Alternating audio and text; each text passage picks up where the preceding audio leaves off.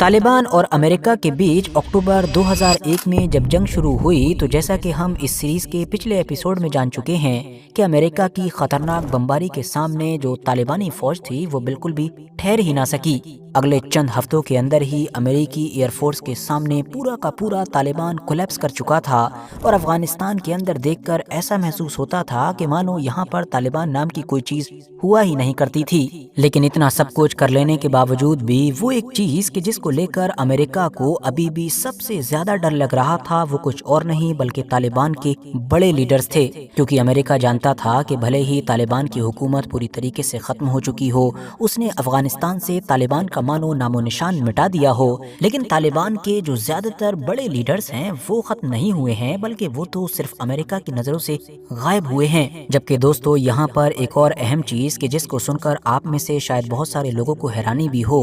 کہ جس امریکہ نے افغانستان کے اندر سے طالبان کو چند ہفتوں کے اندر پوری طریقے سے ختم کر دیا تھا، اسی طالبان کو اگلے چند ہفتوں کے اندر افغانستان میں پھر سے زندہ کرنے میں بھی اگر سب سے بڑا کردار کسی نے ادا کیا تھا تو وہ امریکہ تھا۔ اور یہ کیسے ہوا تھا یہ بھی آپ لوگ آج کی اس ویڈیو کے ذریعے سے جان سکیں گے۔ تو سب سے پہلے تو ہوا یہ کہ امریکہ کے اس حملے کے لگ بھگ 8-9 مہینے کے بعد ہی، مطلب 2002 کا سال بھی ابھی آدھا ہی گزرا ہوگا، کہ طالبان کے ایسے بہت سارے کمانڈرز اور لیڈرز کہ جو نہ تو امریکی حملے میں ختم ہوئے تھے اور نہ ہی گرفتار ہوئے تھے، انہوں نے ہمت کر کے آپس میں ملنا جلنا شروع کر دیا۔ یہ ملاقاتیں پاکستان کے کوئٹہ اور کراچی جیسے مشہور شہروں میں یا پھر افغانستان کے بھی کچھ ایسے ایریاز میں ہوا کرتی تھیں کہ جو امریکہ کی پہنچ سے کافی دور سمجھے جاتے تھے۔ ان ملاقاتوں میں یہ لوگ بیٹھ کر گھنٹوں گھنٹوں تک بات چیت کرتے رہتے تھے اور جانتے ہیں کہ بات چیت بھی خود افغانستان کی پولیٹکس کو لے کر ہوتی تھی کہ آخر وہاں پر کیا ہوا ہے، امریکہ نے کیسے کیا ہے اور فیوچر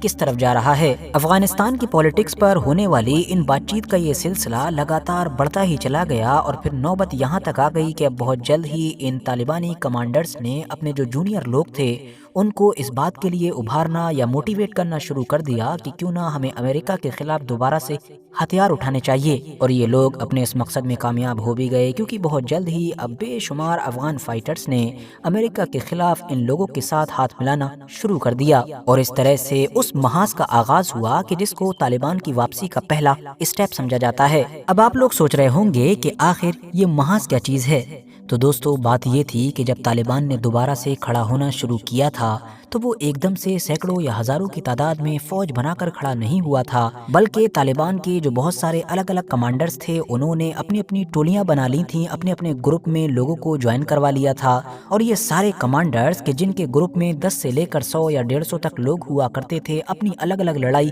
لڑا کرتے تھے۔ الگ الگ کمانڈر کی لیڈرشپ میں بننے والے انہی الگ الگ گروپ کو دراصل محاذ کہا جاتا تھا۔ جس وقت افغانستان کے الگ الگ علاقوں میں بننے والے یہ چھوٹے چھوٹے محاذ امریکہ کے خلاف جنگ کا آغاز کر چکے تھے، اس وقت جو طالبان کی سینئر لیڈرشپ تھی وہ اس پورے سین سے غائب نظر آ رہی تھی۔ مطلب ان سارے محاذ کا جو طالبان کی مین لیڈرشپ تھی اس سے کوئی بھی لینا دینا نہیں تھا، بلکہ یہ سارے محاذ تو آپس میں بھی ایک دوسرے سے کوئی کانٹیکٹ نہیں رکھا کرتے تھے، ان کو تو ایک دوسرے کے بارے میں زیادہ کچھ پتہ بھی نہیں تھا، بس اتنی خبر ملتی رہتی تھی کہ ہاں ہماری طرح ہی فلاں علاقے میں بھی کوئی امریکہ کے خلاف جنگ کر رہا ہے۔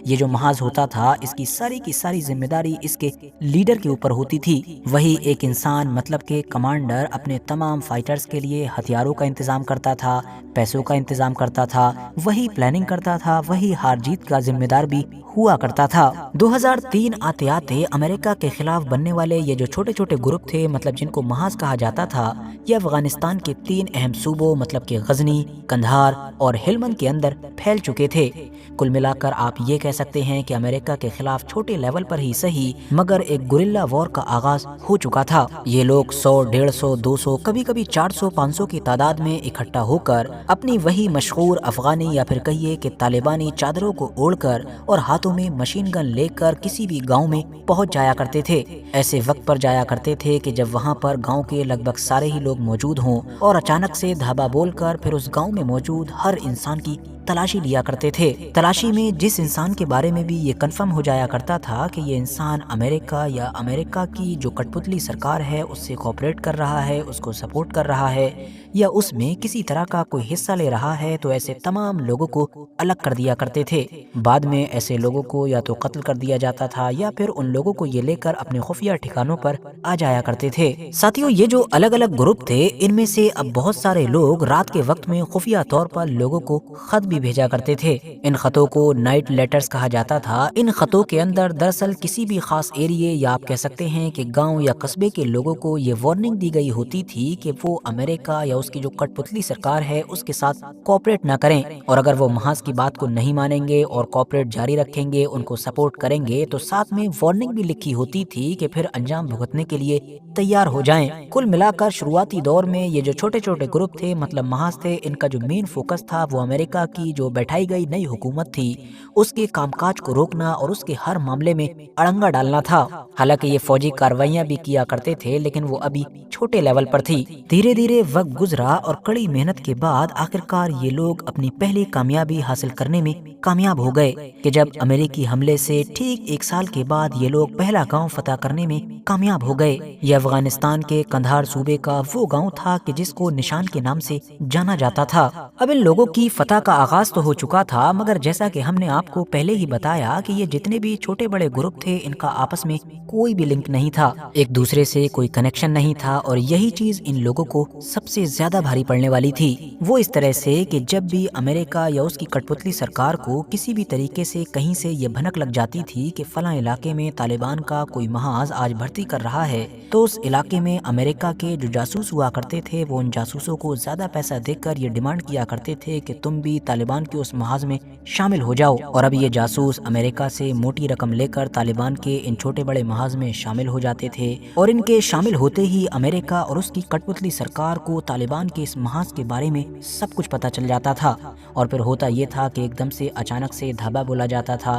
جتنے بھی نئے فائٹرز نے جوائن کیا ہوتا تھا ان کو گرفتار کر لیا جاتا تھا، یا اگر کوئی بھاگنے کی کوشش کرتا تھا تو اس کو ختم کر دیا جاتا تھا۔ اور تو اور ان محاذ کے جو کمانڈرز اور لیڈرز تھے وہ بھی انہی جاسوسوں کی وجہ سے امریکہ کی پہنچ سے اب زیادہ دور نہیں تھے۔ بس امریکہ کی اسی ایک چال کی وجہ سے شروعاتی دنوں میں ہی ان چھوٹے بڑے طالبان کے جو گروپ تھے ان کو کافی نقصان اٹھانا پڑا۔ ایون حالات ایسے ہو گئے کہ افغانستان کے جو نوجوان تھے جو امریکہ سے نفرت بھی کیا کرتے تھے وہ بھی اب ان محاذوں کو جوائن کرنے سے پرہیز کرنے لگے، بلکہ یہ سارے نوجوان تو اب ایک بڑی مصیبت میں پھنس چکے تھے، اور وہ مصیبت یہ تھی کہ اگر وہ جوائن کرتے ہیں تو ان کو خطرہ تھا کہ کہیں جاسوسوں نے بھی جوائن نہ کر لیا ہو، اور ان جاسوسوں کے ذریعے سے پھر ان کی خبر امریکہ تک نہ پہنچ جائے، اور اگر جوائن کرنے سے منع کر دیتے ہیں تو پھر آس پاس میں ہی موجود جو طالبانی ہیں ان سے خیر نہیں۔ کل ملا کر اب طالبان کی جو بھرتیاں تھیں وہ سست پڑ چکی تھیں، اور یہ محسوس ہونے لگا تھا کہ اپنی واپسی کی طالبان کو جو ایک امید کی کرن نظر آئی تھی وہ شاید یہیں پر دم توڑ چکی ہے۔ لیکن تبھی اچانک سے دوستو امریکہ نے ایک بڑی غلطی کی، ایک ایسی غلطی کہ جس کو اس جنگ میں امریکہ کی سب سے بڑی غلطی کہا جائے تو شاید غلط نہیں ہوگا، کیونکہ اسی غلطی نے شروعاتی دنوں میں طالبان کو سب سے بڑا فائدہ پہنچایا۔ دراصل ہوا یہ تھا کہ جس دور میں طالبان کے یہ چھوٹے چھوٹے محاذ ایکٹیو ہونا شروع ہوئے تھے، اسی دور میں ہی تبھی امریکہ اور امریکہ کی جو کٹپتلی گورنمنٹ تھی اور اس کٹپتلی گورنمنٹ کی جو فوج تھی جو امریکہ نے ہی ابھی تازی تیار کی تھی اور طالبان کے خلاف ہی تیار کی تھی، ان لوگوں نے دور دراز کے گاؤں کے علاقوں میں جا کر چھاپے مارنے شروع کر دیے تھے۔ اب یہ چھاپے تو مارتے ہی تھے لیکن ان چھاپوں کے دوران ساری حدوں کو بھی پار کر دیتے تھے،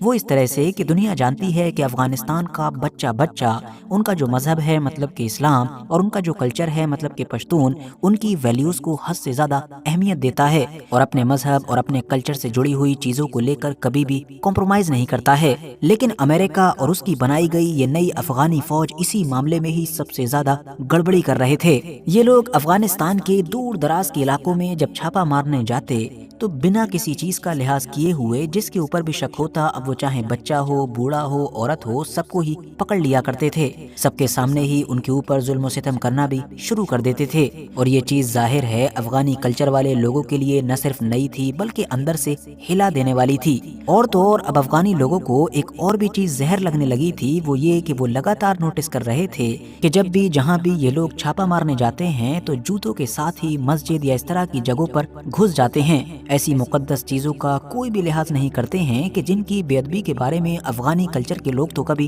سوچ بھی نہیں سکتے ہیں۔ اب پشتون کلچر کے لوگوں کے لیے ان کے سامنے ہی ان کے گھر کی عورتوں، بوڑھوں یا بچوں کے اوپر ہاتھ اٹھانا تو دل دہلا دینے والی چیز تھی ہی۔ ساتھ ہی ساتھ ایک پرابلم یہ بھی ہوتی تھی کہ جب بھی امریکہ یا اس کی کٹ پتلی افغانی فوج ان کے گھر کے کسی بندے کو اٹھا لے جاتی تھی تو پھر اس کو آزاد کرانے میں ان لوگوں کے پسینے چھوٹ جاتے تھے۔ گاؤں کے ان غریب اور کمزور لوگوں کو افغانستان کی جو کٹ پتلی گورنمنٹ تھی اس کے افسروں کی جیب بھرنی پڑتی تھی۔ اس رشوت کو دینے کے لیے کوئی اپنی پراپرٹی بیچتا تو کوئی اپنے گھر پر کھڑی ہوئی موٹر سائیکل بیچتا، تب جا کر یہ لوگ اپنوں کو آزاد کروا پاتے تھے۔ دوستو، جب ایک طرف یہ سب کچھ چل رہا تھا، اسی وقت ہی افغانستان کے اندر ایک اور بھی اہم چیز نوٹس کی جا رہی تھی۔ وہ یہ تھی کہ جب سے امریکہ کی کٹ پتلی والی گورنمنٹ افغانستان میں آئی تھی، تب سے افغانستان کے یہ جتنے بھی گاؤں دیہات کے علاقے تھے، یہاں پر جب بھی کوئی کرائم ہوتا تھا، مطلب چوری، ڈکیتی یا مرڈر وغیرہ، تو گاؤں کے لوگوں کو انصاف نہیں مل پاتا تھا۔ وہ لوگ کئی دن، کئی ہفتوں، بلکہ کئی مہینوں تک پولیس اسٹیشن کے چکر ہی لگاتے رہتے تھے، مگر پھر بھی ان کی کوئی بھی سنوائی